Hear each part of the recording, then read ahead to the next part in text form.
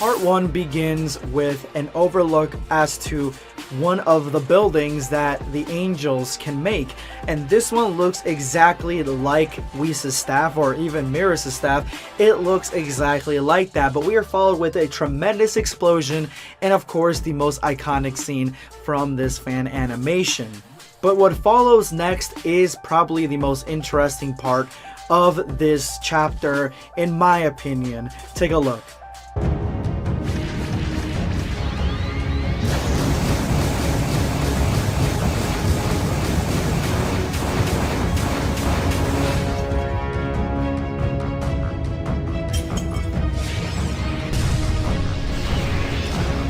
With Dark Angel Kuro holding Broly by his neck, Broly begins an onslaught of punches, but they aren't having any effect, so he relies back on his training. Even though he is more of a savage brawler, it seems that he has gotten some training and has developed a brand new technique where he wraps his fist with his own particular ki, and he uses that to supercharge his punches, leading to a crack in what looks like a force field or a ki force field around Kuro the Dark Angel.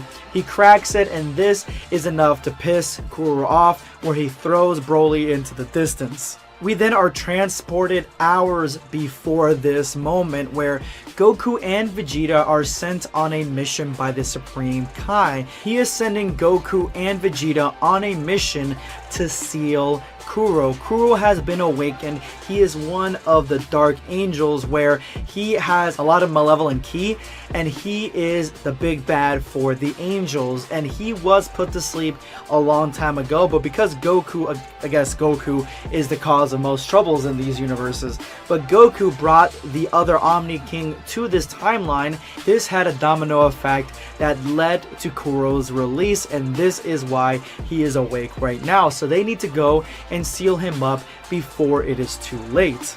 So they ask the obvious question, why not send like a god of destruction who is far stronger than them?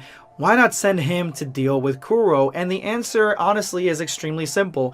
That is because Kuro is consumed by malevolent ki, that any person, any being that has the God of Destruction ki and power is liable to fall to the dark side if they are within his range for far too long. Similar to how Moro sucks up all the ki the longer you fight him, if Beerus or God of Destructions were allowed to fight him, they would slowly be corrupted and fall to the dark side, and that is the reason they are sending Goku and Vegeta, which I think is a very legitimate reason.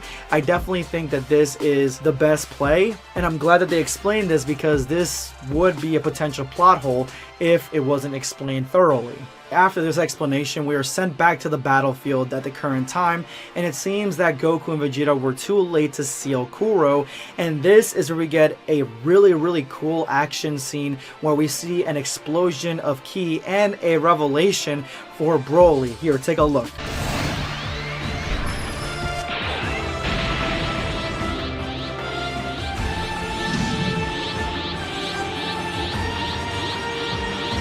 So I just gotta say, the transformation sequence for Broly is phenomenal here. He transforms into Super Saiyan Blue, but he's still surrounded by the Ikari green energy, so it looks very similar to how mixed the colors were in Dragon Ball Super Broly when Goku transformed into Super Saiyan Blue. It looks similar to that, but with an outline of green, because it is specific to Broly, and I definitely like this aesthetic, and he definitely looks really badass here, and I definitely like the design that Broly has in this animation. There have been a lot of designs of future Broly, but there have been a few that have shown him with a black tight-fitted long sleeve shirt, and I like that design the best for a future Broly, in my opinion. But we get the explanation here that Goku has been training Broly secretly since the Broly movie, and he has actually taught him how to go into Super Saiyan Blue, mainly due to the fact that Broly cannot control his powers. So Super Saiyan Blue and the tranquility that comes with it is going to help him sustain that transformation, the Ikari, the legendary transformation better, and be able to be more clear-headed with it. So the tranquil nature of Super Saiyan Saiyan Blue is definitely a helping aid for Broly to master his true form, which I definitely like that explanation. So we begin this episode with Vegeta telling Goku that there is a need now to fuse. Usually Vegeta is against fusion, but at this point in time, he's like, this is our only option. I'm not usually the one to first say it, you are, but let's go ahead and fuse. And Goku is also surprised as well, and he's willing to do it. Obviously, no matter what Goku said back in Dragon Ball Z, he's always up to fuse. And that's when they hear from King Kai, who warns them that their job was not to confront Kuro. Their job was to seal him up before he became too powerful. Now he is too powerful to seal up, and so they need to retreat and live to fight another day. But Vegeta actually does some thinking. I like that he's the strategic one, and he tells King Kai that, listen, right now Kuro is just beginning to understand and develop his powers. He is basically recharging because he has just been released. And at first I'm thinking, okay Vegeta, how are you knowing that? Are you just going to be talking out of your ass? But no, he explains that when Broly was punching Kuro and the shielding around Kuro cracked, that was a sign that Kuro is not at his utmost powerful, especially since Goku says that Kuro has the same sense and feeling as the Grand Priest. That means that at his ultimate power, he would be that strong as the Grand Priest. So right now, they may be able to do some damage to him and weaken him enough to seal him back up, but they need to do it now. King Kai understands this, but he doesn't believe that even with the supreme power of Gogeta, that's going to be enough to take on Kuro. But there is a second option, another fusion that they could do, basically stacking fusions that could be their only way out. This could be their only solution, and I cannot wait to see the results of this, because we actually cut at this point to the immensely pleasurable, smooth as fucking silk fight between Broly and Kuro, where Broly is shooting whatever he can at Kuro, but Kuro detonates all those blasts before they even reach him. Broly comes in with a haymaker, but Kuro stops it, and he is actually quite impressed as to how strong Broly actually is. At this point, we get into a flurry of animation where Kuro sends a dozen or so energy balls, key attacks at Broly, going through the air, and then we get this amazing scene. Check it out.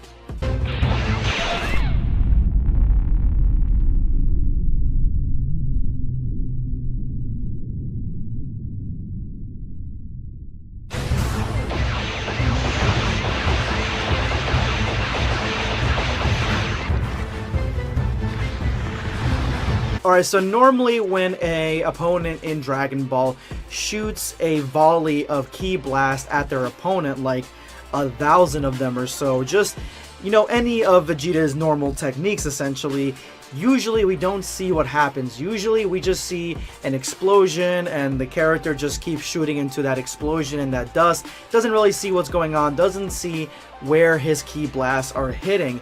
And so after that, they get blindsided because they can't see their opponent. That's usually how these go. This one goes where these ki blasts are actually acting like homing missiles, and they're following Broly, and he is punching them away from him, but then he realizes that there's too many of them, and this is where time stops, and he is able to, in just a few seconds, punch a bunch of them away into hyperdrive, but he doesn't get all of them and gets hit with one, throwing him back.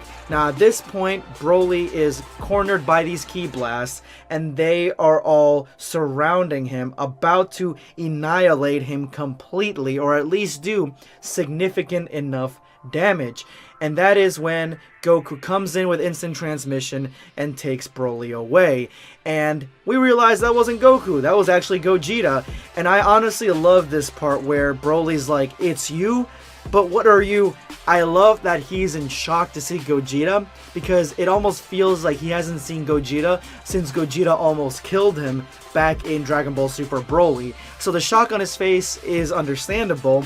And this is where we get to the really crazy stuff. So we find out that Gogeta, or Goku, has taught Broly the fusion dance. So right now they are going to stack fusions. They already have Goku and Vegeta fuse together into Gogeta. Now they are going to use Gogeta and Broly and fuse them together into a single entity. And Kuro is looking for Broly, theorizing whether he ran away, but that doesn't seem to fit Broly's style. Maybe he just disappeared. And that is when we get the fusion at long last, and it just looks so cool. The entire transformation sequence almost feels like when the Power Rangers go into the Megazord, or the equivalent happens in Voltron, where all these pieces are coming together to form one single being, which is really, really cool. And the effects of the key breaking like glass, like shattering their limits, is palpable. This is fucking awesome. And we finally get to see the big boy himself. Not sure what his name is because I'm watching this with you guys at the moment, but this character absolutely looks like a fusion between all three of them. Kuro attacks him sensing danger, sensing a real threat. He attacks him right away, only to have his attack completely cut into pieces by this new fusion, who has a look of Gogeta but with Broly's shirt. And that is where he finally introduces himself as the ultimate power of what the fusion of Saiyans can produce. And that is the combined power of Goku, Broly, and Vegeta. A triple fusion that is called Brokuda. And that is where he faces off against Kuro.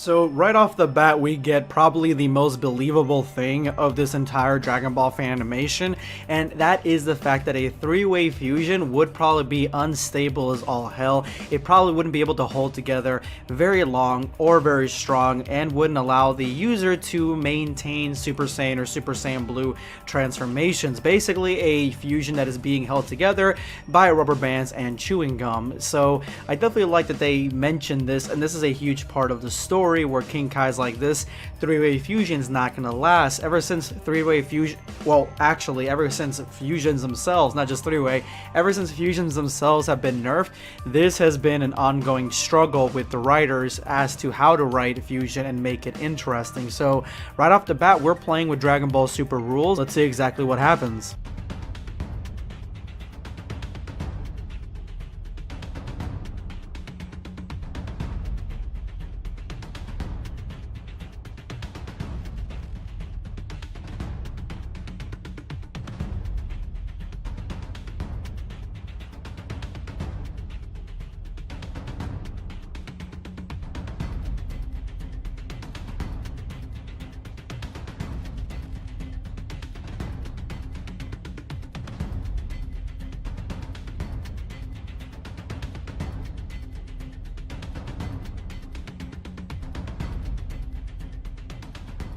Luckily, they have a plan. It looks like we have crashed yet another party for Bulma, where she's giving away the Dragon Balls as a prize, which I think is just a crazy prize to give to anybody because they can literally wish for anything. We've seen how strong these things are, but it looks like this fight is happening in another dimension because the only reason they brought Bulma along, Chilai and Krillin, was because she has a wormhole drive, something that goes through universes, which is a really cool technology for Bulma to have. Actually, it is something that keeps her around in the story long enough because at this point in time, to travel between universes, all you need is the ship that Whis has, or Whis himself, and unfortunately he's not going to do it all the time. So Bulma being able to invent something at this caliber, it kind of brings her power level of invention up to the main power levels of everybody else who are godlike, because she can push through time and stuff like that. So this is a really cool plot point, mainly because they're going to use the Dragon Balls to stabilize the fusion. Let's see if Shenron has enough juice to do that.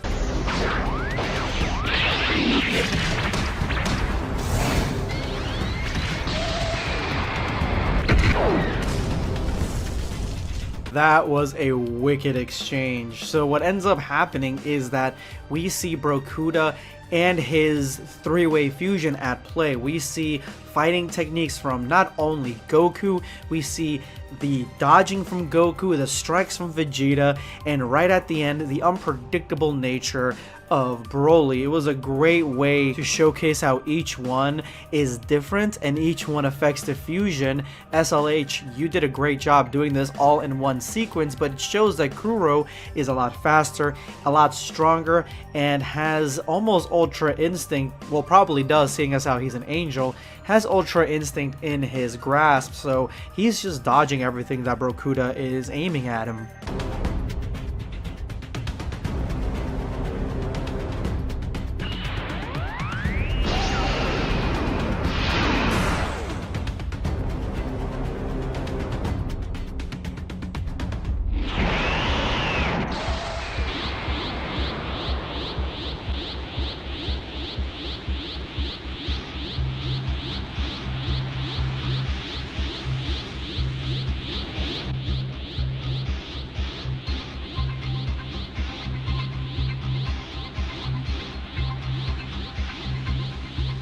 The wish is granted and we get the assist where it stabilizes the fusion, whatever that means. I don't know if that means the fusion's permanent now or it lasts longer. It's a really interesting way to use the Dragon Balls to affect fusion. If the Dragon Balls had the power to affect fusion, I'm sure the Cerulean ones would. I don't know about the Earth ones, but what we get after that is a Super Saiyan Blue confrontation with Kuro.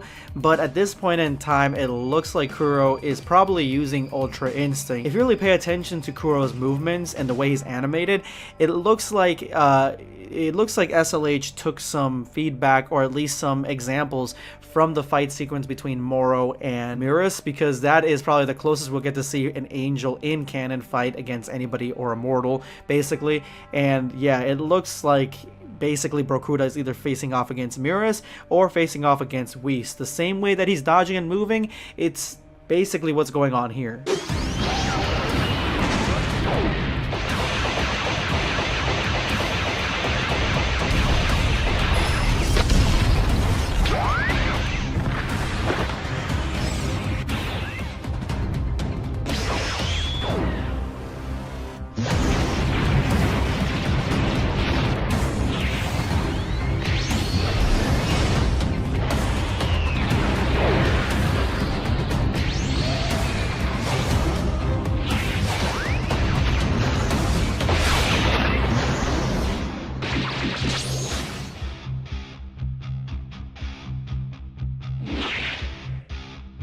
Kuro blasts Brokuda with a tentacle style key attack that follows him around and comes in all different directions, almost like a Hydra. Brokuda is attempting to take down these tentacles with just normal blasts or slow him down, but that's not enough, so he's got to go into key blades, and it looks like they're like Super Saiyan Blue key knives, which I think is a nice touch. I definitely am a huge fan of whenever any Dragon Ball character uses ki as a weapon, like a sword or a shield or a spear. That's always going to get me, and I like it here a lot.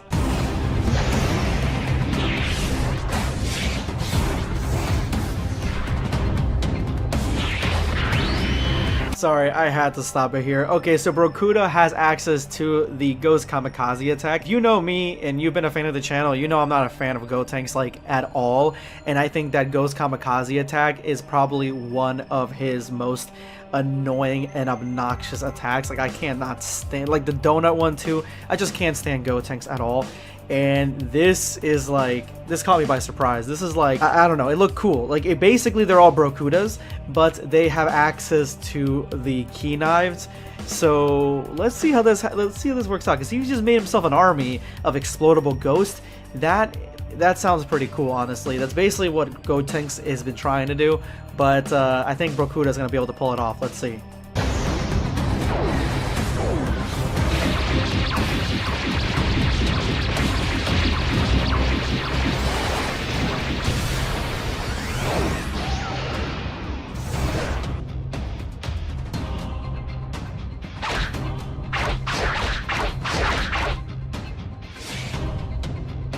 This is the proper way to use Ghost Kamikaze attack. Let them take the hits that you cannot or you don't want to, and that's exactly what's going on here. He's using them to cut down the tentacles, the Hydra attack that Kuro has been manifesting against him up until he gets right in his face, using Solar Flare to try to get a hit on Kuro, but realizing that there is probably like a 90% chance, which there is, that Kuro is using Ultra Instinct, because Kuro with his eyes closed dodges it, but this pushes Kuro in a direction where the Ghost Kamikaze attacks are going to strike him, or they're going to grab onto him. That's exactly what Brokuda wanted. That's what he wanted to do. He wanted to slow him down and catch him, because all Kuro was doing is dodging.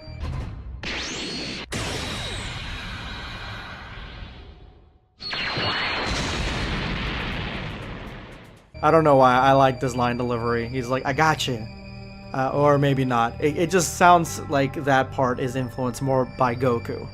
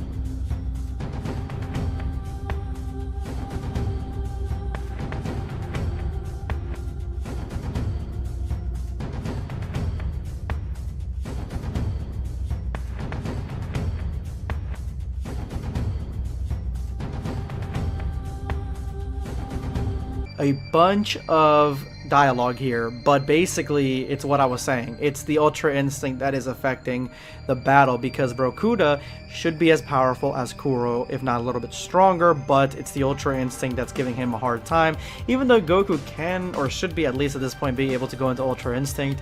If we're going by DBS manga rules, then Vegeta should be able to go into Ultra Ego as well, but probably not for this animation. And maybe if Goku can do it on his own, but he can't do it in a fusion, he can't pull it out in a fusion because the other two can't do it, that makes sense as well. Although I think that that's what we're gearing up to. We're going to get an Ultra Instinct fusion versus an Ultra Instinct Angel fight. But the Angel, a master of Ultra Instinct, is just going to basically wait out the time of the fusion, if the fusion still has a time limit, and buy this time that way.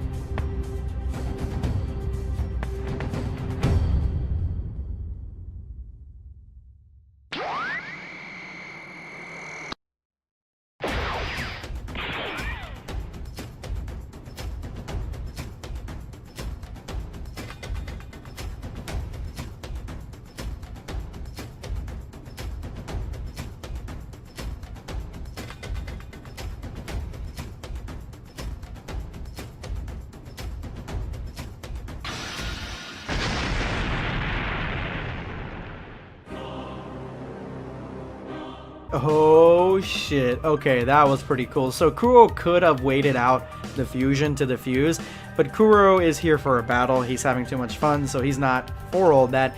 But he decides to take out the allies that are helping Brokuda, so that way he doesn't have any more surprises in store. And so he destroys the allies. It's a sound plan. It's a strategic plan. You want to take out the allies and the support before you take out the big bad, which in this case it's Brokuda. The big bad is him.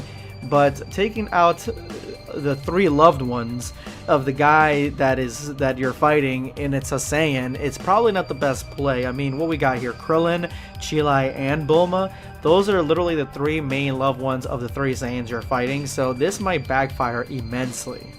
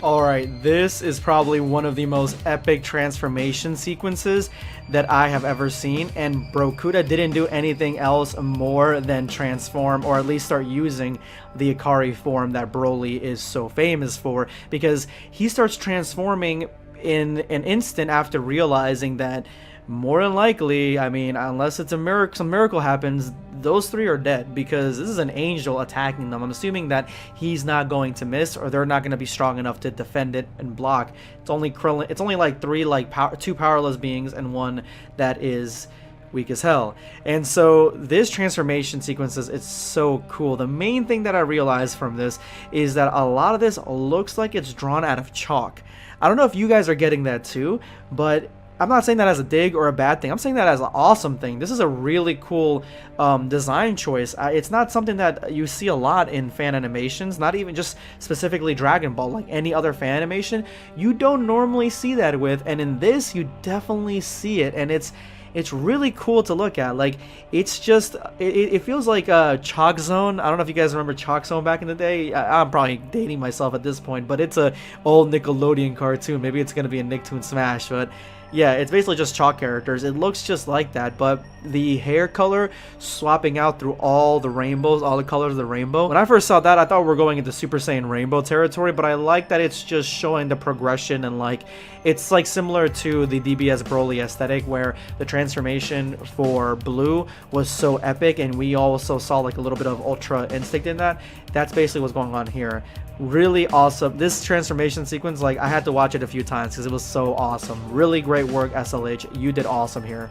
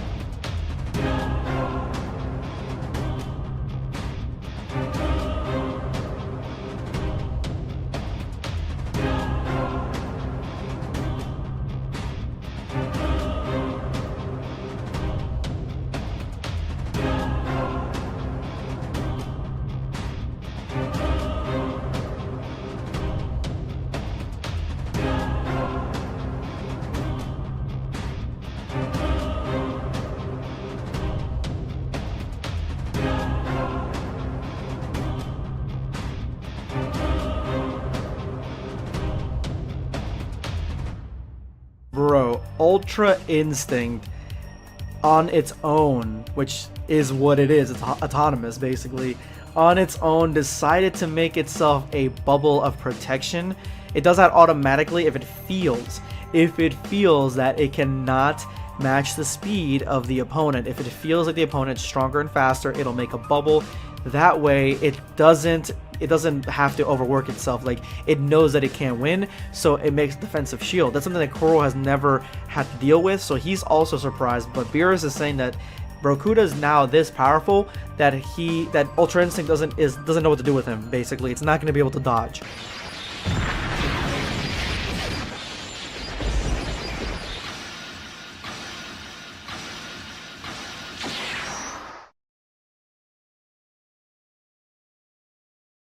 And first blood is drawn, and it is the angel's blood, the blood of the angels. Basically, Brokuda, as you guys just saw, he instantly attacked Kuro, but he can't get through the shield by force. He used instant transmission in that moment. It was very fast, and pops inside the shield and punches Kuro. But Kuro is a monster because he did not know that Brokuda was going to use instant transmission because he's surprised about it, and his Ultra Instinct is just that in tune and so masterful that it dodged that unknowability and barely. That's why he got cut. It's a great ending to a great Dragon Ball fan animation. Guys, make sure to check out the original and subscribe to s.l.h animation. This is going to be Sunscape signing off. Take care, guys. Subscribe for more content. Or perish.